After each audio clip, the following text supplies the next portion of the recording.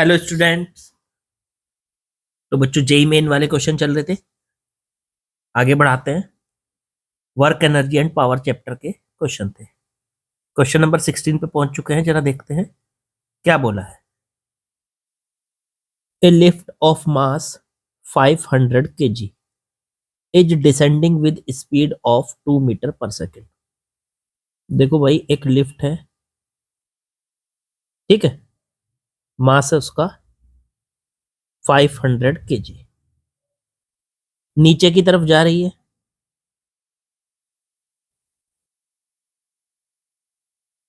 2 meter per second की speed से। ठीक है, ये लिफ्ट है, जा रही है नीचे, यहां तक बोल दिया मैंने। Its supporting cable begins to slip, thus allowing it to fall with constant acceleration 2 meter per second square. इसकी जो सपोर्टिंग केबल है, देखो लिफ्ट में ऊपर की तरफ एक केबल लगी होगी जिसमें मान लो टेंशन टी है, नीचे की तरफ लिफ्ट का वेट 500 g। ठीक है, अब केबल जो है वो स्लिप होनी स्टार्ट हो गई और ये नीचे की तरफ दौड़ने लगी एक एक्सेलरेशन के साथ, 2 मीटर पर सेकेंड स्क्वायर के एक्सेलरेशन से नीचे की तरफ चलने लगी। अब ये बोल रहे हैं the kinetic energy of the lift at the end of fall through a distance of 6 meter. 6 meter नीचे गिरने के बाद, 6 मीटर नीचे गिरने के बाद 6 मीटर, उसकी काइनेटिक एनर्जी कितनी होगी, ये निकालना है। भाई साहब, ये सवाल हो गया न्यूटन लॉ से भी हो जाएगा ये तो। शुरुआत में देखो इसकी स्पीड कितनी थी, 2 मीटर पर सेकेंड, और एक्सेलरेशन कितना है इसका, 2 मीटर पर सेकेंड स्क्वायर। तो स्पीड और एक्सेलरेशन पता है, तो उससे इसकी फाइनल वेलोसिटी निकाल लो। यहाँ v, कौन सी इक्वेशन लगाऊं, v is equal to v square is equal to u square plus 2as। v final, initial कितनी है 2, 2 a कितना है एक्सेलरेशन, वो भी 2, s डिस्प्लेसमेंट इसका 6, 2 का स्क्वायर 4, 24, शायद यही हो गया ना, 6 इंटू 2 12, 12 इंटू 2 24। वी स्क्वायर की वैल्यू आ गई 28, लो जी, और v की वैल्यू आ जाएगी अंडर रूट में 28। अब जब यहां से मुझे k निकालना है, स्पीड तो पता चल चुकी है, अंडर रूट में 28 आ चुकी है, k निकालना है मुझे काइनेटिक। काइनेटिक एनर्जी का फॉर्मूला होता है हाफ एम वी स्क्वायर। ये बताना है कि जब ये 6 मीटर नीचे गिरेगी तब उसकी काइनेटिक एनर्जी कितनी होगी। तो हाफ एम, इसका मास 500 kg, वी स्पीड, तो अंडर रूट में 28, उसका स्क्वायर वी का स्क्वायर। अब ये हाफ 500 इंटू अंडर रूट का स्क्वायर करेंगे तो रूट हट जाएगा, 28 आ जाएगा, 2 से इसको काट दो 14, और 14 की 5 से मल्टीप्लाई तो 7000, और ये आ गया 7000 जूल। किलो जूल में लिखेंगे तो इसको 7 किलो जूल लिख सकते हो आप। 7 किलो जूल हमारा आंसर हो गया। बहुत ही आसान सा सवाल था, मतलब कहूं तो कुछ नहीं था। ठीक है, चलो आगे बढ़ो। चलिए बच्चों, नेक्स्ट क्वेश्चन में आते हैं। क्या बोला इसने इसमें, a 0.4 kg mass takes 8 second to reach ground. देखो एक मास है, मास दिया है m, m की वैल्यू कितनी है, m की वैल्यू दे दी 0.4 kg। ओके, इसको नीचे ग्राउंड तक पहुंचने में 8 सेकंड लगते हैं।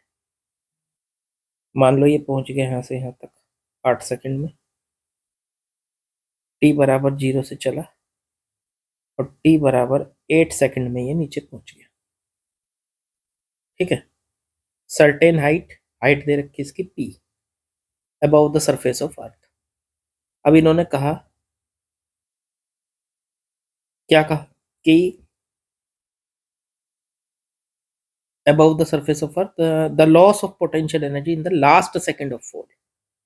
भाई 8 सेकंड में ही गिरा नीचे आके, तो आखिरी के सेकंड में ये जो फॉल हुआ इसका, ये जितना गिरा आखिरी के सेकंड में, उसकी पोटेंशियल एनर्जी का लॉस निकालना है।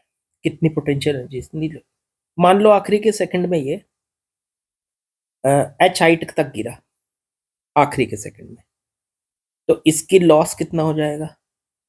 तो एच हाइट गिरने पर लॉस होगा एम जी एच। भाई पोटेंशियल एनर्जी अगर एच हाइट नीचे आता है पार्टिकल, तो एच हाइट नीचे आने पर उसकी एनर्जी का लॉस होता है एम जी एच, तो एम जी एच इसका लॉस हो जाएगा। एच निकाल लो बस, एम तो दे ही रखा, जी भी हमें पता है 10 है, एच। तो आखिरी के सेकंड में ये कितना गया, उसके लिए हम क्या करेंगे? तो उसके लिए ये जो आखिरी का सेकंड है, ये कौन सा सेकंड होगा? 8वां सेकंड। तो आखिरी के सेकंड का मतलब हुआ 8th सेकंड। तो 8th सेकंड में जितनी हाइट चली, तो 8th सेकंड की हाइट निकाल लो। तो उसके लिए हमारे पास फॉर्मूला होता है एस टी बराबर you plus half A 2t-1। You कितनी है? जब ये शुरुआत करी थी तो इसकी स्पीड 0 थी, 0 प्लस हाफ ए, ए का काम कौन करेगा यहाँ? जी 10, 2t, टी का वैल्यू है 8-1, इससे इसको काटो 5, तो 5 इंटू 16-1, तो 15 बचा, तो ये 75 मीटर आ गया। तो आखिरी के सेकंड में ये कितने मीटर चला? 75 मीटर। उसे उठा के यहाँ रख दो, ये एच की वैल्यू आ गई, इसको उठाओ यहाँ रखो। लॉस कितना होगा एनर्जी का? एम जी एच, एम कितना है? 0.4, जी 10, एच 75, ये आ जाएगा 4 इंटू 75, तो आंसर आ गया 300 जूल। इसका मतलब आखिरी के सेकंड में कितना लॉस हुआ होगा? 300 जूल का। बहुत ही आसान सा था। आखिरी के सेकंड में चली हुई डिस्टेंस निकाल लो, जितनी ये हाइट नीचे गया आखिरी के सेकंड में। अब आखिरी का सेकंड कौन सा है? 8वां सेकंड। तो 8वें सेकंड में चली गई डिस्टेंस के लिए हमने ये इक्वेशन लगा दी।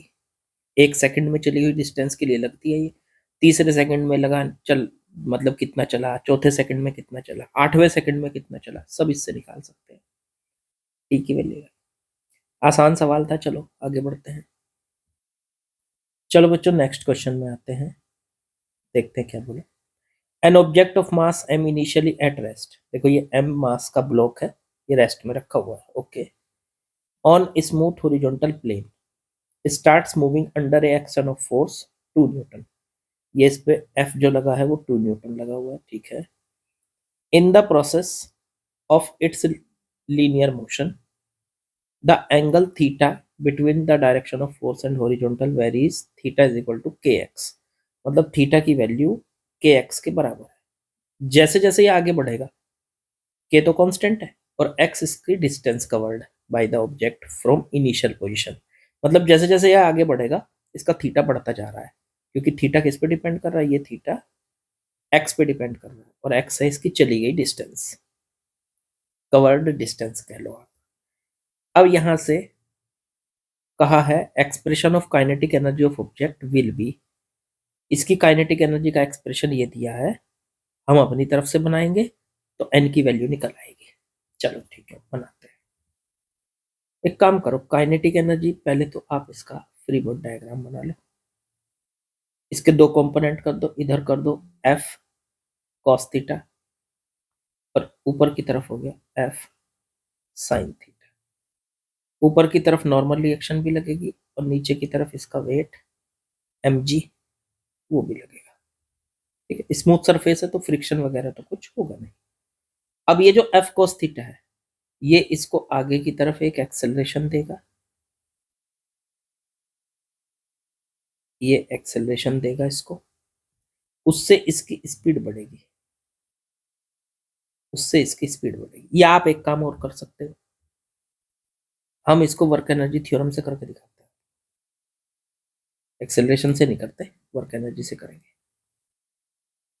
अब देखो एक बात बताओ, जब ये आगे चलेगा तो इसकी स्पीड बढ़ेगी, शुरुआत में तो ये रेस्ट में है u बराबर 0, थोड़ी देर बाद इसकी स्पीड भी हो जाएगी, शुरुआत में इसकी काइनेटिक एनर्जी K1 जीरो है और K2 जो हो जाएगी वो हाफ एम वी स्क्वायर हो जाएगी, हाफ एम वी स्क्वायर। ठीक है, अब मेरे को ये काइनेटिक एनर्जी चाहिए, तो वर्क एनर्जी थ्योरम हम यूज करेंगे। Work energy theorem, work energy theorem क्या कहती है? तो वो कहती है कि किसी भी बॉडी पर जितने भी फोर्स लगे हैं सब मिलकर जितना वर्क करेंगे वो डेल्टा के में चला जाता है या डेल्टा के बराबर होता है, ये कहता है। तो डब्ल्यू टोटल, अब इस पे देखो कौन कौन से फोर्स लगे हैं। सर एन लगा है, एफ साइन थीटा लगा है, एम जी लगा है, एफ कॉस थीटा लगा है, चार लगे। अब चार में से तीन तो ऐसे हैं जो बॉडी आगे जा रही है, देखो बॉडी आगे जा रही है तो ये हुआ उसका डिस्प्लेसमेंट एस, या एक्स कह लो एक्स, ये हुआ उसका डिस्प्लेसमेंट एक्स। और उसमें एफ साइन थीटा ऊपर की तरफ है तो उनके डिस्प्लेसमेंट के और एफ साइन थीटा के बीच में एंगल कितना 90। तो जो भी 90 वाले फोर्स होते हैं जिनका डिस्प्लेसमेंट के साथ एंगल 90 होता है, 90 वाले फोर्स उनका वर्क जीरो होता है, तो एफ साइन थीटा का वर्क क्या है? जीरो है। ऐसे ही एन का नॉर्मल रिएक्शन भी ऊपर की तरफ है, देखो एन, उसका भी वर्क जीरो हो गया। ऐसे ही नीचे एम जी का, उसका भी वर्क जीरो हो गया। बस बचा एफ कॉस थीटा, वो तो आगे की तरफ है तो उसका वर्क कितना होगा एफ कॉस थीटा का? तो वर्क का फॉर्मूला होता है एफ एस कॉस थीटा, यही होता है ना।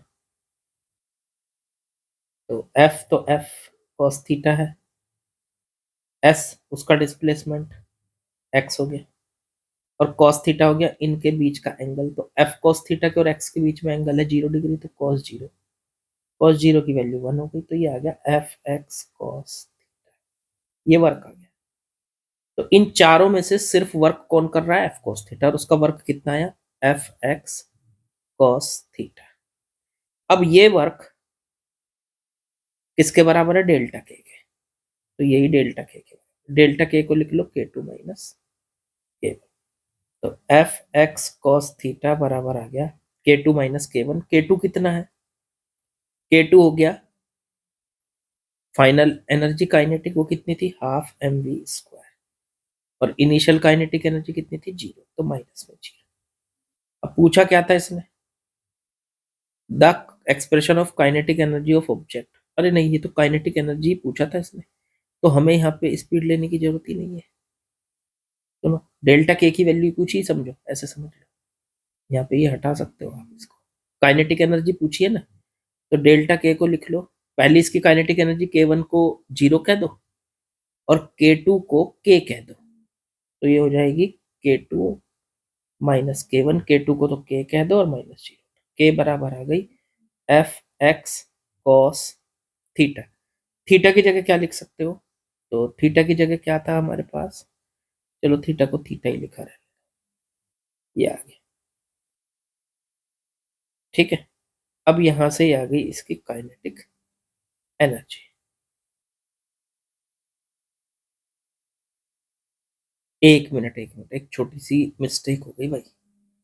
ये जो वर्क निकाला था हमने इसका एफ एस कॉस थीटा, ये थीटा तो चेंज हो रहा था ना, कांस्टेंट तो नहीं था ना, तो ये फॉर्मूला नहीं लगेगा। थोड़ा सा मैं चेंज करने जा रहा हूँ, थोड़ी सी गलती हो गई। यहाँ पे एक ही फोर्स है जो वर्क कर रहा है, वो है एफ कॉस थीटा, ये रहा ना एफ कॉस थीटा, ये गलती से काट दिया मैंने। एफ कॉस थीटा वर्क कर रहा है यहाँ पे, उसका वर्क निकालने के लिए हमें ये फॉर्मूला लगाना पड़ेगा, integration F D x, F D x. तो एफ कितना है? F cos theta into D x, ये वाला इस फोर्स का वर्क। बाकी तो सबका वर्क जीरो है क्योंकि वो तो सब 90 डिग्री पे है। अब ये क्यों लगाया? ये उससे काम क्यों नहीं चला? क्योंकि यहाँ पे थीटा बदल रहा है, वेरिएबल है, और जब वेरिएबल होता है ना तो हमें वहां पे इंटीग्रेशन का यूज करना पड़ता है। तो यहाँ पे आ गया डब्ल्यू बराबर, थीटा की जगह रख दो एफ कॉस के एक्स डी एक्स का इंटीग्रेशन। एफ बाहर, इसको पूरे को एक्स मान के कर दो, तो cos के एक्स का क्या आ जाएगा, साइन के एक्स, और जिसे के एक्स को एक्स माना था, एक्स के मल्टीप्लाई में कौन है, के, उससे कर दो डिवाइड के, और बस ये हो गया इसका इंटीग्रेशन। तो एफ बटे के साइन के एक्स आ गया। ये आ गई डब्ल्यू की वैल्यू। वो हमने गलत निकाल दी थी, एफ एस कॉस थीटा लगा दिया था। वो तब लगता है जब फोर्स कांस्टेंट होता है, और ये तब लगता है जब फोर्स वेरिएबल होता है। अब खुद सोच लो, यहाँ पे थीटा वेरिएबल था तो फोर्स वेरिएबल था, इसलिए। अब लगाओ work energy theorem. Work energy theorem थी, वर्क जितना भी उस पर फोर्स लगे हैं सबका वर्क डेल्टा के बराबर होगा। तो टोटल वर्क तो यही आया, क्योंकि और तो फोर्स सबका वर्क जीरो है, तो ये आ गया एफ बटे के साइन के एक्स बराबर डेल्टा के को लिख लो के टू माइनस के वन। तो के टू तो है के और के वन है जीरो। अब एफ की वैल्यू दे रखी थी इन्होंने, एफ की वैल्यू कितनी दे रखी थी, 2 न्यूटन, तो वो रख दो यहाँ पे। तो 2/के साइन के एक्स और बराबर में के। लो जी, काइनेटिक एनर्जी का एक्सप्रेशन ये आ गया। अब इन्होंने काइनेटिक एनर्जी का एक्सप्रेशन क्या दे रखा था, n/k साइन थीटा। तो इन्होंने दे रखा है n/k sine theta, kinetic energy का एक्सप्रेशन। तो हमें n का वैल्यू निकालना। तो देखो यहाँ n की जगह यहाँ n है, यहाँ n की जगह क्या है 2, तो n की वैल्यू 2 आ गई। कंपेयर कर लो, कंपेयर करके n की वैल्यू 2 आ गई। तो ऑप्शन तो है नहीं, n की वैल्यू 2 हो गई हमारी। आसान सवाल था, बस थोड़ा सा ये दिमाग में रखना, इस तरीके की गलती हो जाती है। कभी कभी हम डायरेक्ट कोई फॉर्मूला यूज कर लेते हैं, ये देखना जरूरी है कौन सा फॉर्मूला कहाँ यूज होना है। चलिए नेक्स्ट क्वेश्चन में आते हैं बच्चों, क्या बोला है जरा समझते हैं। ए spherical body of mass 2 kg starting from rest. एक स्फेरिकल बॉडी है, मास 2 kilogram, starting from rest, acquires A kinetic energy of 10,000 joule at the end of 5th second. The force acted on the body is, okay,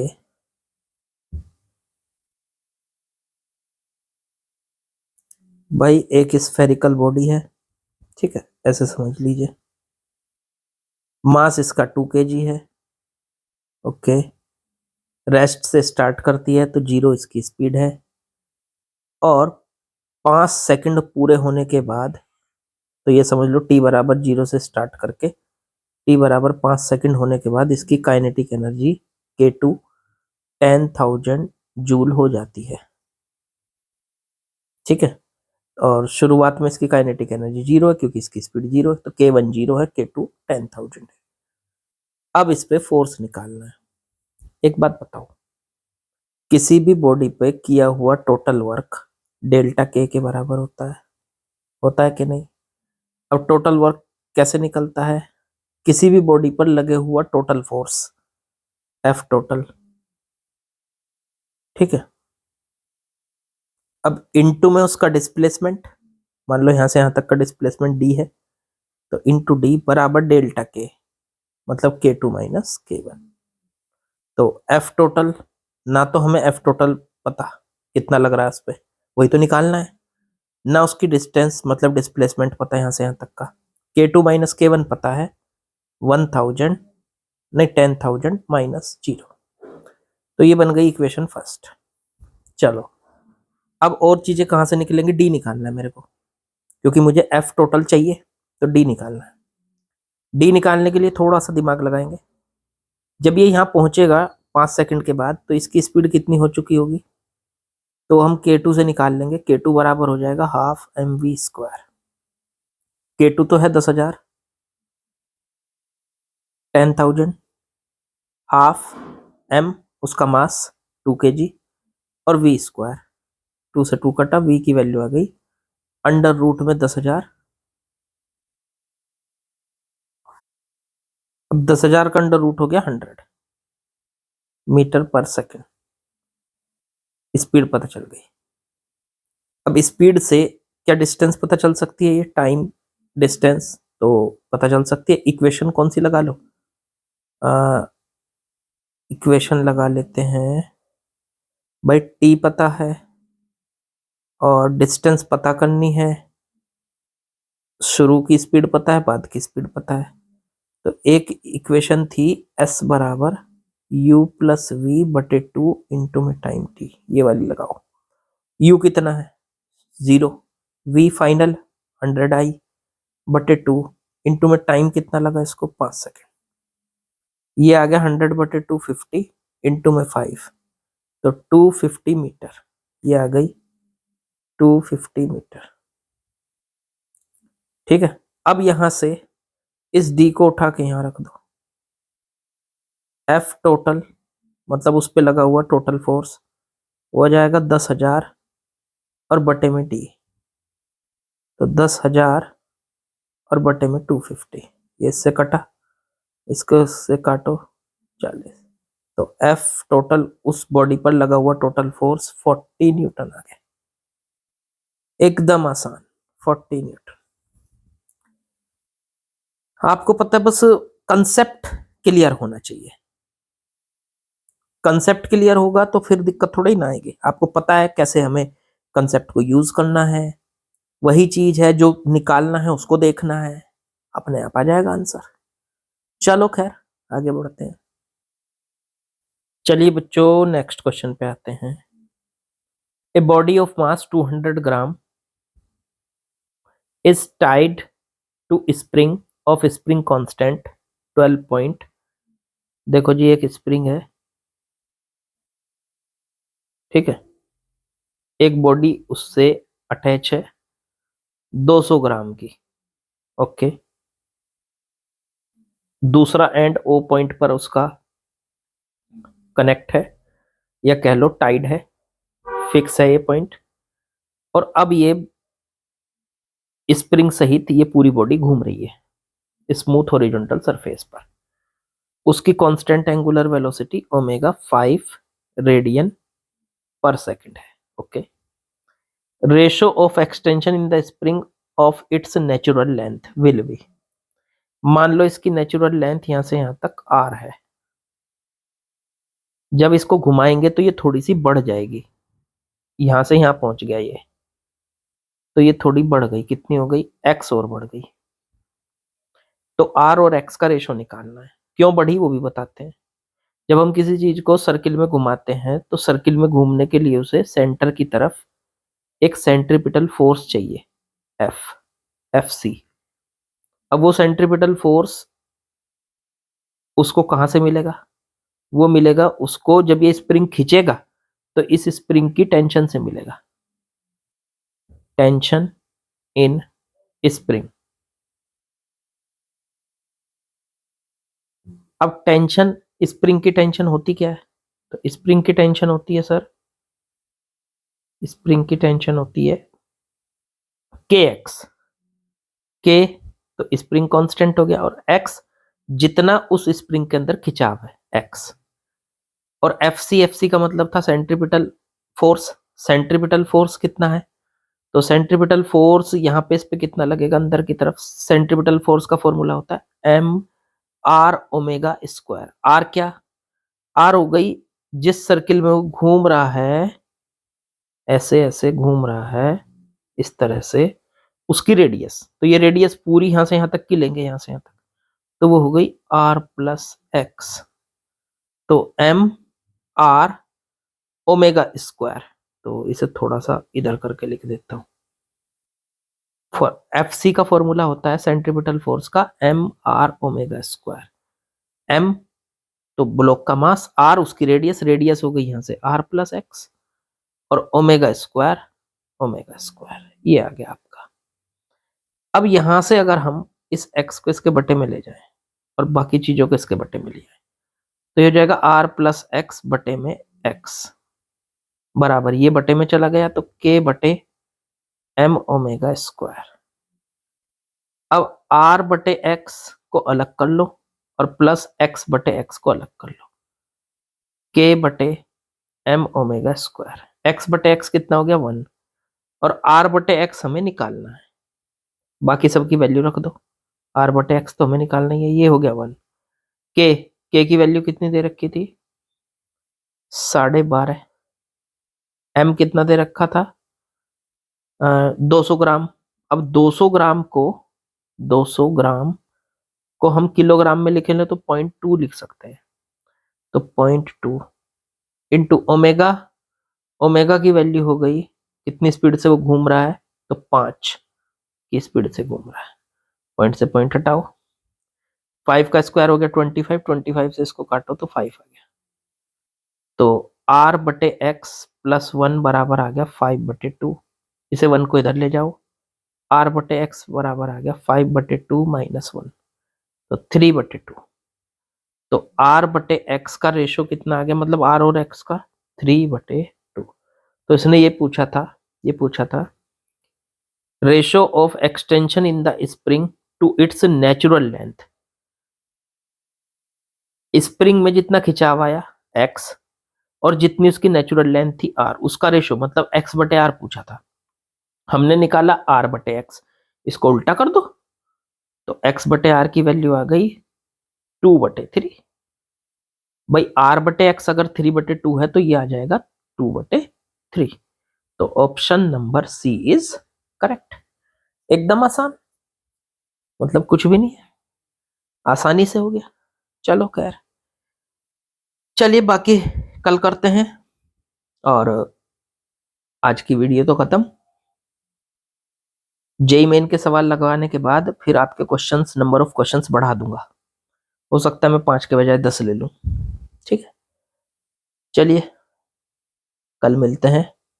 like share subscribe comment वो कर ही दोगे आप? कर ही दोगे? खैर पता नहीं भाई करते भी हो या नहीं। चलो कल मिलते हैं।